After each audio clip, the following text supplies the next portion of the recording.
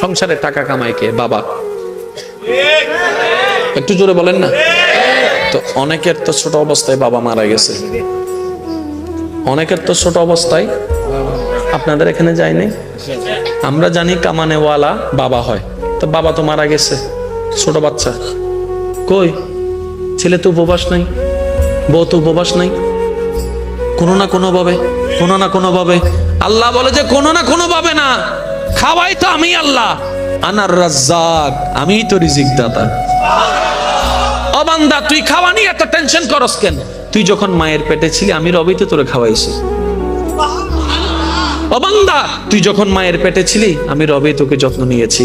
তোর চোখ আমি একসাথে দিই নাই, চোখ দিয়েছি, কান দিয়েছি, নাক দিয়েছি, ঠোঁট দিয়েছি, দাঁত দিয়েছি, আবার দিয়ে এমন করে দিই নাই, ঠোঁটটাকে যতটুক দরকার ঠোঁট অতটুক দিয়েছি, নাকটাকে যতটুক দরকার অতটুক দিয়েছি, চোখটাকে যতটুক দরকার ততটুক দিয়েছি। বান্দা, যেভাবে দুনিয়াতে আসলে তোকে দেখে সবাই কপালে মুখে চুমে দিবে আদর করে, ঠিক ওই গঠনটা আমি রব দিয়েছি।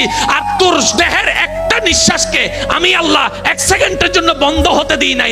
যদিও তুই মায়ের পেটের ভিতরে পানির ভিতরে ছিলি, সেখানের ভিতরে আমি আল্লাহ রহমত দিয়ে নিঃশ্বাসের ব্যবস্থা করে দিয়েছি। আমি রব আছি, তো তোর টেনশন কি? তোর টেনশন থাকার দরকার নেই। তুই শুধু একটা কাজ কর, দুনিয়াকে দুনিয়ার বুঝ দে, তোর মনটাকে আমাকে দিয়ে দে।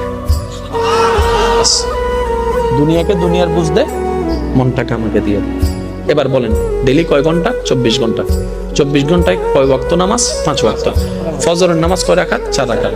এই 4 রাকাত পড়তে বেশি থেকে বেশি কয় মিনিট লাগবে? 10 মিনিট। আপনি যদি 5 ওয়াক্ত নামাজের হিসাব ধরেন, ধরলাম 2 ঘন্টা। কয় ঘন্টা? তাহলে 24 ঘন্টা থেকে আমরা যদি 2 ঘন্টা মাইনাস দিই, বাকি থাকে কয় ঘন্টা? 22 ঘন্টা। এবার 22 ঘন্টার ভিতরে আমাদের ঘুম কয় ঘন্টা? 6 ঘন্টা, 7 ঘন্টা, 8 ঘন্টা, যে কোনো ধরেন না। এবার আল্লাহ যদি বলতেন 24 ঘন্টা আমার ইবাদত কর, সংসার চালাইতাম কেমনে? ইনকাম করতাম কেমনে? চাকরি করতাম কেমনে? বসরে বুঝ দিতাম কেমনে? ব্যবসা করতাম কেমনে? ক্রেতার সাথে কথা বলতাম কেমনে? জিনিস কিনতাম কিভাবে? আমাদের জীবনটা একদম গোছানো থাকতো না, অগোছালো হয়ে যেত।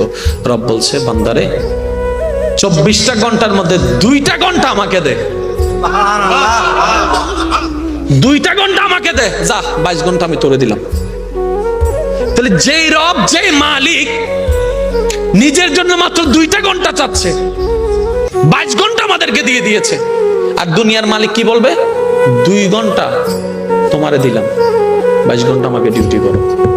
খাও না খাও আমি জানি না, ঘুমা কোথাও আমি জানি না, আমার কাজ আমাকে বুঝাই দিতে হবে, দিতে হবে, দিতে হবে। যদি দিতে না পারি 1000 কথা তো শোনাবে, স্যালারি থেকে বেতন কেটে ফেলবে, ওয়ার্নিং দিবে। কিন্তু ওই রহমানকে একবার দেখেন না, শনিবার মসজিদে যাই না, রবি সোমবার ভুলে যাই, মঙ্গল বুধ বৃহস্পতিবার খেলার চালে কাজের মধ্যে ভুলে যাই, বৃহস্পতিবারও যাওয়াটা হয় না। যখন শুক্রবারে জুমার নামাজ পড়তে যাই, ওই মসজিদ থেকে রব আমাদেরকে বের করে দেয় না, বরং রহমত দিয়ে আমাদেরকে বরণ করে নেয়। আসেন ওই রবের দরবারে, উপায় নাই তো। দেখেন, জেলখানায় যত প্রকার আসামি আছে, এখানে 2 ধরনের আসামি আছে যদি আমি ভুল না করি। একটা হচ্ছে পুলিশের হাতে অ্যারেস্ট হওয়া আসামি, আর একটা হচ্ছে আত্মসমর্পণকারী আসামি। 2 ধরনের আসামি আছে। একটা হচ্ছে পুলিশ অ্যারেস্ট করে নিয়ে গেছে, আর একটা হচ্ছে যে আসামি নিজে থেকে ভুল বুঝতে পারে, আত্মসমর্পণ করেছে। আমি আপনাদের কাছে একটা প্রশ্ন করি, দুজনেই অপরাধী, সাজা কাটটা বেশি হবে? আপনারা বলেন না। যে পুলিশের হাতে গ্রেফতার হয়েছে, পুলিশ যাকে কষ্ট করে ধরে নিয়েছে, তারই সাজা বেশি হবে। সাজা কার কম হবে? যে নিজের থেকে আত্মসমর্পণ করেছে।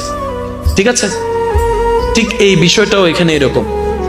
আল্লাহ পাক বলে, হে আমার বান্দা, আজরাইল এসে তোমাকে অ্যারেস্ট করে আমার কাছে নিয়ে আসার আগে তওবার মাধ্যমে তুমি আত্মসমর্পণ করে আমার কাছে যদি চলে আসো, ইন্নাল্লাহা ইয়াগফিরুজ যুনুবা জামিয়া, দুনিয়ার আদালতে তো তোমাকে কিছুটা হলো আযাব দিবে, সাজা দিবে। আমি আল্লাহ তোমাকে একটা তওবা যদি কবুল হয়ে যায়, সারা জীবনের গুনাহ মাফ করে দিব। সুবহানাল্লাহ।